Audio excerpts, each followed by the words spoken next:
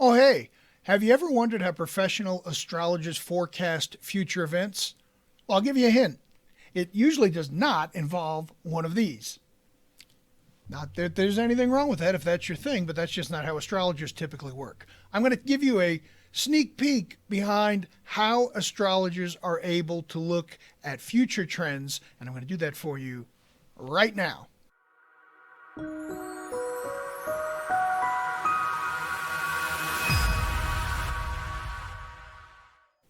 But first, before I forget, if you haven't already, head over to blueridgeastrology.com. Right on the main page, there's a spot for you to download the lunar lookup table.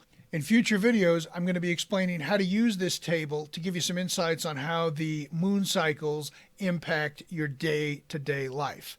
But for now, let's get back to what we're talking about, which is forecasting. It's not someone sitting in a dark room looking at a candle or a crystal ball meditating. It actually involves quite a bit of math. I'm going to share with you a quick example on one of the things that we look at when we're forecasting. And to do that, we're going to look at the birth chart of Jerry Seinfeld. So let's dive down into the chart. All right, so this is Jerry Seinfeld's natal chart. Now, keep in mind, I'm giving you a very high-level overview. I'm going to be painting with very broad brushstrokes here. My goal is not to teach you how to interpret a natal chart, but just to give you some basic concepts as to what's going on. Now, the thing to keep in mind about his chart, as well as everyone else's, is that it does not change. Because our natal charts give us a snapshot of what was going on in the sky at the moment of our birth. This is why birth time is so important in order to do accurate astrology work. All the spaghetti that you see in the middle, which is intimidating to a lot of people, and it doesn't need to be, it simply just represents what planetary aspects or angles are formed in a person's birth chart. And that predisposes us for certain gifts, talents, challenges, struggles, growth opportunities. It's like our own personal game board. All right, Spumuli, well, that makes sense, but what about this forecasting stuff? If that never changes, how does forecasting work? Well, in order to forecast in astrology, we need to look at a current transit chart. Now, transits are simply the planetary positions at any given time, whether it's now, down the road a year, down the road 10 years. And that's what I've pulled up here. As you can see, based on the time of this recording, this transit chart was created March 17th, 2:15 p.m. and 2 seconds. Now, if we come back in a couple of hours, these planets are going to move a little bit because they're always moving. Some move faster than others. The inner planets tend to move more quickly because they're closer to Earth versus the outer planets. They're moving at different speeds. A whole other conversation. But anyways, what we need to do to see how the transits in the sky are impacting with someone's natal chart and impacting various cycles, themes, we need to look at what is known as a bi-wheel. So let's do that. Well, bi-wheel is simply a way of combining the person's chart that we're looking at, in this case, Jerry Seinfeld, and you'll see his chart is in the center of the wheel. Outside of the wheel shows us where the planets currently are aspecting or creating these particular angle distances within Jerry's chart. So again, the theory is that when planets overhead aspect with the various points in our chart, certain energy dynamics, processes, and themes tend to emerge. If we look in Jerry's chart, we can see that this is the planet of Jupiter. It is forming what we call a square. And don't worry about the terminology of those things. We'll get into that down the road. But it's squaring Saturn in the sky, or the proper way to say it is Saturn is currently squaring Jerry's Jupiter placement in the natal chart. We look to combine the planetary energies of the aspecting planet, which in this case is Saturn, and how that's interacting with his Jupiter. Now, in vibrational astrology, the planets all serve a certain purpose. And these purposes have not been pulled out of the air. This is what the research has been showing. Every planet is responsible for regulating a particular process. With Jupiter, it's all about expansion. Anything Jupiter comes in contact with tends to blow things up. That could be good or negative, depending on what it's aspecting. Saturn is all about stripping everything away down to the core. So whatever Saturn interacts with, it is going to get rid of all the extra superfluous adornments and get right down to the core essence of what's going on.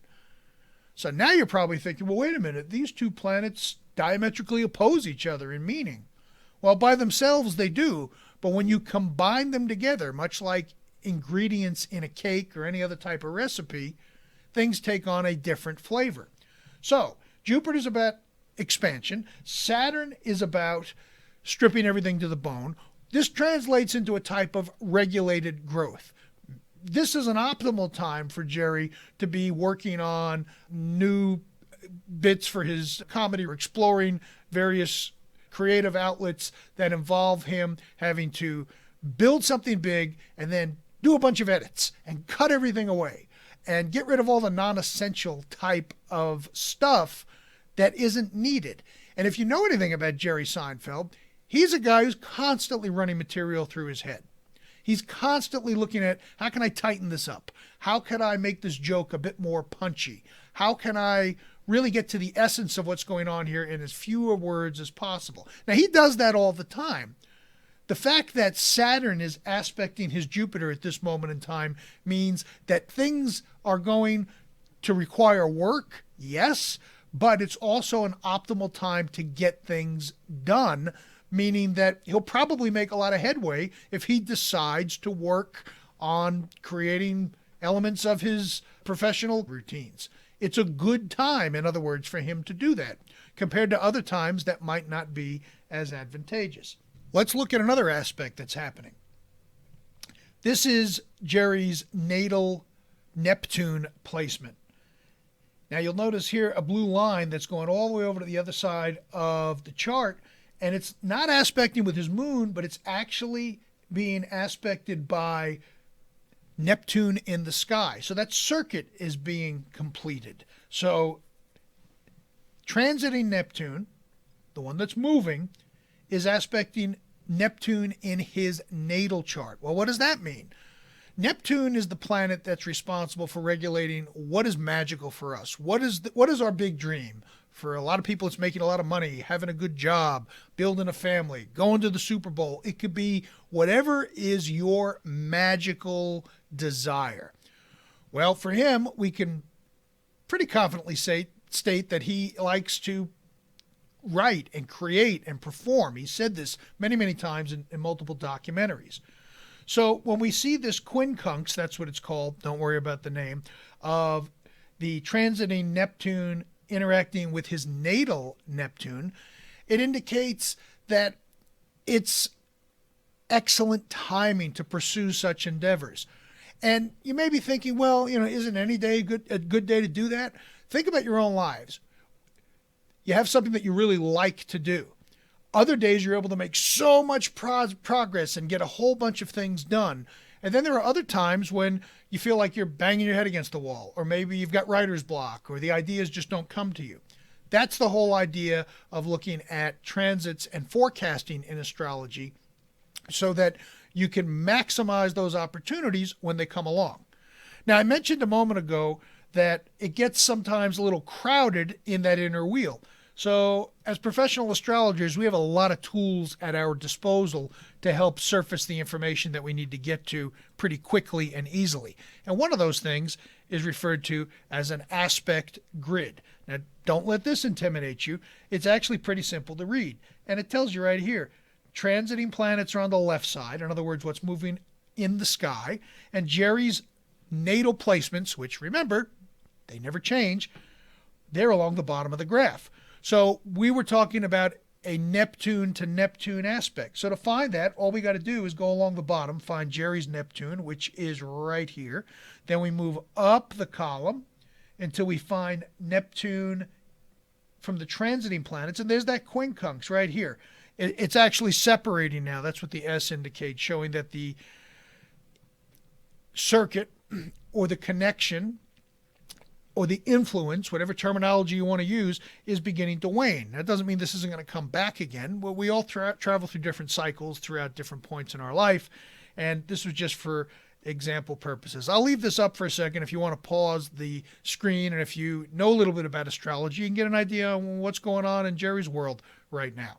But these aspect grids are very helpful because it helps us get quickly to the planets that are in question as they relate to a person's particular concerns. As I mentioned before, every planet has a specific function, and this enables us to see those aspects very quickly. Some boxes, you'll notice, they don't have anything in them. Well, it doesn't mean that they're never going to have an aspect there. It just means right now they don't.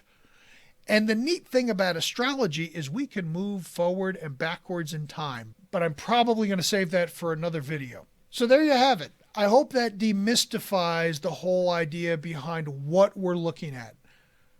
I've often said before, I view astrology as like a cosmic weather report. Ultimately, you have the option to either follow the advice of the weather report or not. It doesn't have control over you, but it lets us know when certain times are going to be optimal and when certain times might not be as good for pursuing certain activities.